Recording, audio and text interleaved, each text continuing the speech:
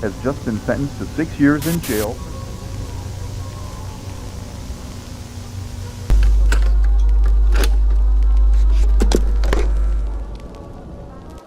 Lost media is a topic which has always been top of my list to cover. The thought of disturbing monsters, footage and audio which has been lost to time, to me is really fascinating. So I found myself staring into the abyss of the darkest lost media on the internet. And on top of all this, it was related to something I find extremely fascinating, and that is Jurassic Park. Some of these have been completely lost to time, obscured, and it was very hard to track down. Some of them potentially has even been hidden from us intentionally, and that's something I'd like to talk about now. And that is Lewis Dodgson from Jurassic Park.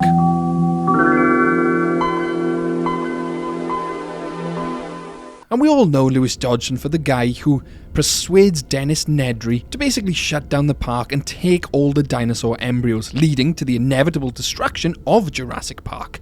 But what I always found extremely odd is how the actor never returned for Jurassic World Dominion. They recast him. Now this isn't something unusual in Hollywood, they do it all the time. But there's a reason why they recast Lewis Dodgson from the original actor. And why potentially it's been kept kind of a hush-hush secret, because even myself, a hardened Jurassic fan whose livelihood is based on making videos around Jurassic Park, didn't even know this. Jordan Liddell, now 20, was 13 years old at the time of the attack. Liddell was... The actor's name is Cameron Thor, the guy who originally played Lewis Dodgson. And well, he's not a very nice man. In fact, this goes pretty dark and horrific. You see, Cameron Thor was actually serving jail time during the time of Jurassic World Dominion, and it's for a very good reason. You see, he was charged with sexually assaulting a 13-year-old girl in 2014, and in 2016, Thor was officially sentenced to 6 years in Californian state prison. He is, and likely will remain, completely uncastable for the foreseeable future. I'd like to draw your attention to something else now, and that is the rotting lost animatronics of the Jurassic Park franchise. You see, very little information is actually out there as to what happened to the original animatronics. You know, Rexy from Jurassic Park 1, the animatronics from The Lost World, the Spinosaurus from Jurassic Park 3, they seem to have disappeared, lost to time. But as you can see from this photo here, the Brachiosaurus from Jurassic Park 1 is seen rotting away in storage. This is in the California backlot of Universal Studios, and this is what many people believe to be the Brachiosaurus, but that's incorrect. You see, this is the Brachiosaurus head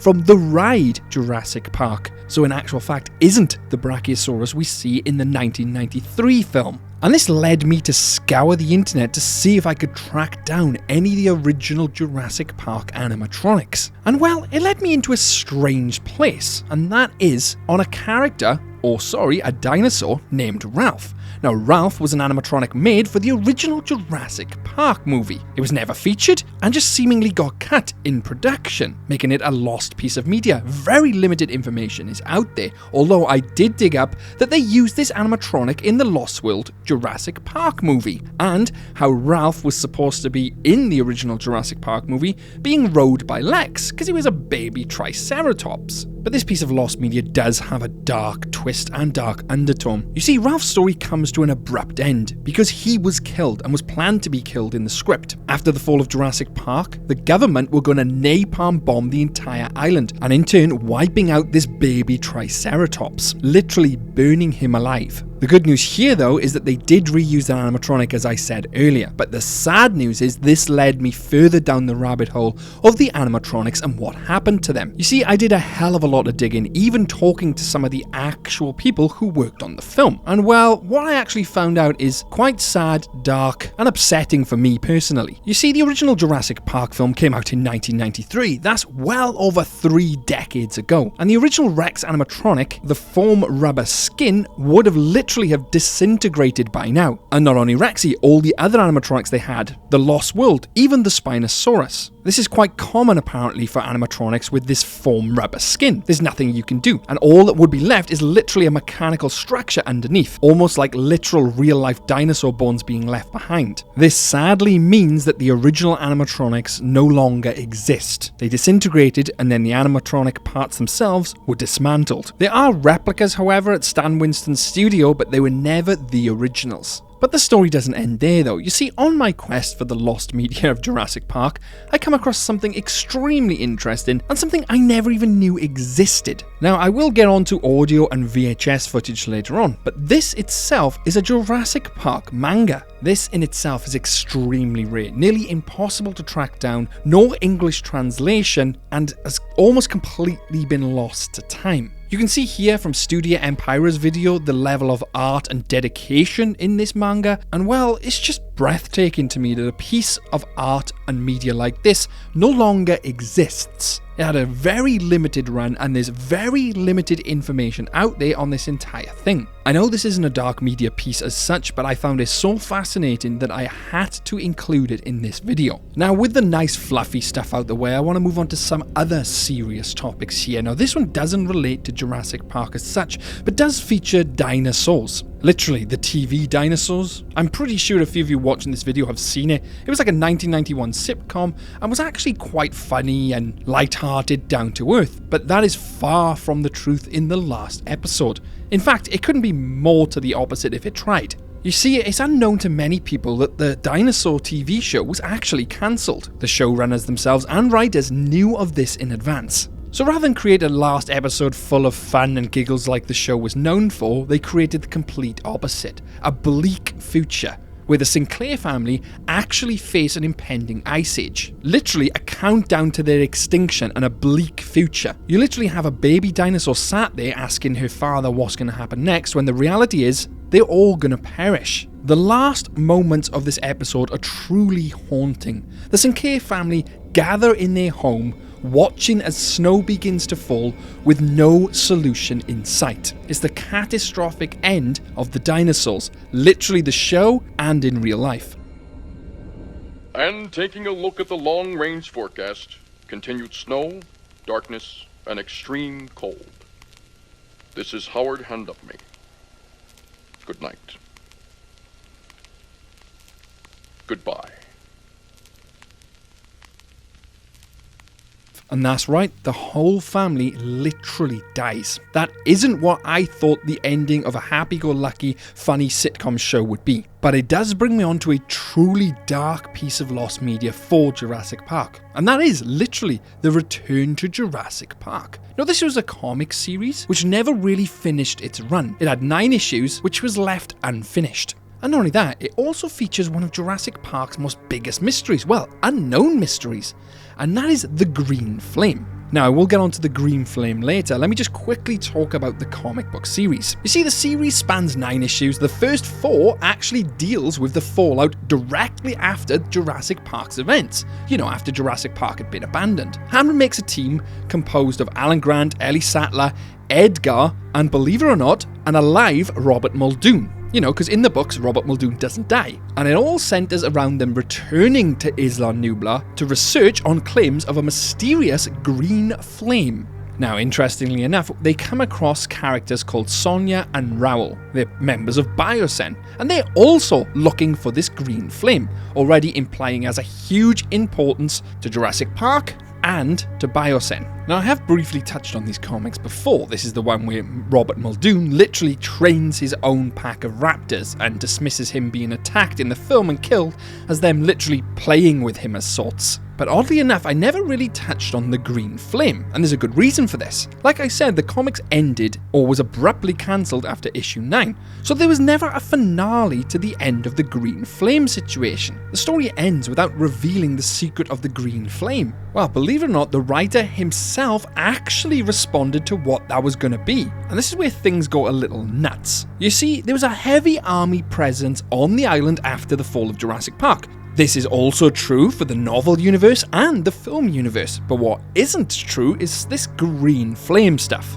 You see, in his response, he actually confirms that it was part of another franchise, Green Lantern Corps, although he was being extremely vague about it. It was basically the military operating behind that as a cover for security reasons because they were investigating a UFO on Isla Nublar. It's in reference to a DC comic from 1986 to 1988, and the continuation of the story would focus on Tim and Lex. And by now you've probably already noticed the VHS tapes playing in the background. These are not lost media as such, but they definitely, to me, invoke a darkness of the Jurassic Park franchise, and I'd like to focus on one specifically now. You see, for me, when Jurassic Park came out in 1993, it was the era of the VHS. And you know, if you didn't look after the VHS tape correctly, it could kind of go like dodgy on screen, terrible film grain, mutations, and that's what all this is about. Oddly enough, it brings back a feeling of nostalgia, a warmth, which is extremely odd. The poor audio quality, the visuals, there's just something about it. Really does give us a sense of dark, lost footage, just like this Jurassic Park VHS. It's quite clear that this is VHS security tape from the early days of Jurassic Park. You could literally even see the track where the land cruisers or land vehicles would be following along. Shows us some loading areas, again with the camera footage moving on, again with another view of a paddock there. As you can tell by the quality of the VHS tape, this is an extremely old tape which has been found very recently. Everything is seemingly normal until we cut to this screen, which shows a power outage, very similar to the outage we see in Jurassic Park. In this scene, however, we hear two engineers talking about the power outage and how it's happened, and one of them has to go out there and reset the generator. They seem extremely hesitant, almost scared to go and reset the generator. But this shouldn't be a problem because they're literally doing their jobs, you know, they should be safe, right? And then, abruptly, the tape cuts off. It resumes and we're seemingly on some type of early body cam or maybe even a personal camcorder. You gotta remember, this is in 1992. And we're clearly following one of the engineers here. We seem to lose a bit of the footage, but it resumes at the bottom of what seems to be a catwalk heading upwards. What I do find extremely interesting here is that building there seems to have a lot of decay. I mean, plants are growing over it already. If that was a new building, surely there'd be no signs of vegetation along any of that. This tells me that's a building which has been there for a very long time and hasn't seen any type of maintenance. Again begs the question, why? Was it there before Jurassic Park? We seem to be getting interference on the footage at this stage, indicating some type of equipment is interfering with his camera. The engineer locates the backup generator and flips the switch. In doing so, loses focus in his camera, but the power is now back on. And with that, mission accomplished, so he heads back outside. Interestingly, the fence has now come down as if something's escaped, but in that time period, we don't hear a single thing inside that maintenance shed. I mean, an animal of that size breaking through the fence, you would hear something, right? As he panics and heads back to his car, he catches something in his eye, and there it is, standing right behind where he needs to go.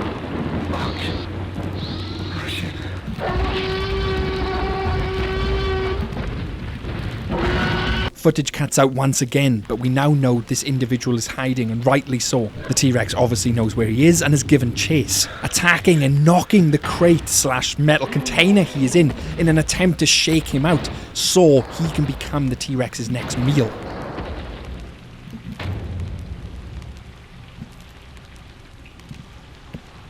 Footage stops and skips once more. The T-Rex seems to have left. Maybe he was just playing with him, wasn't hungry, and has now left the vicinity. He looks around to see if the T-Rex is anywhere in sight, sees the open fence.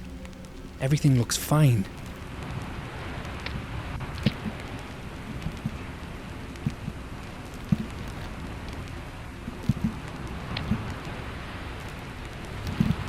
But then... and that's the end of the VHS. An absolute legendary VHS by Dino X86. I highly recommend checking out this stuff. That, to me, sums up VHS in a nutshell, how I feel the franchise should be, what I expect dark, lost media of Jurassic Park to look like. The reality is obviously something different, but Volume 2 will feature a lot more dark and mysterious content from around the internet, not just Jurassic Park. So if you enjoyed this and want to see more of this type of content, show me by hitting that like button and subscribe, and even tell me about it in the comments below. This is different to my normal type of content because I usually cover theories on Jurassic Park and Jurassic World, answering the most thought up questions and mysteries. And with that being said, I'd like to thank you for watching this video right through to the very end, and all my members who make these videos possible. Your names are on screen now, with a special mention to DVM Wannabe 1018 and Hammer Time, who are head geneticists in the park. Thank you guys. And if you come across a T-Rex out in the open, could your day get any worse? You bet Jurassic can. Catch you later.